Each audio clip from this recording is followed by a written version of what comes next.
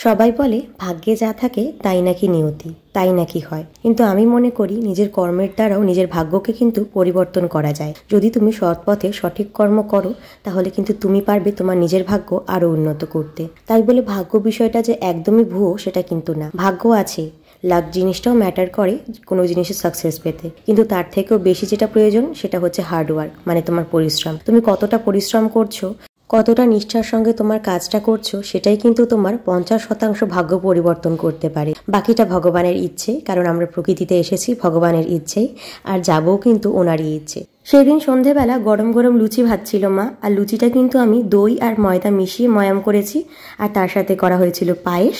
তো পায়েস আর লুচি পেয়ে তো আমি ভীষণ খুশি। আর আজকের ভিডিওটার মাধ্যমে আমার একটা ব্যক্তিগত মতামত তোমাদের সাথে শেয়ার করলাম। যদি ভালো লেগে থাকে তাহলে লাইক করো, আর চ্যানেলে নতুন হয়ে থাকলে চ্যানেলটা সাবস্ক্রাইব করো। দেখা হচ্ছে পরের কোনো নতুন ব্লগে। বাই।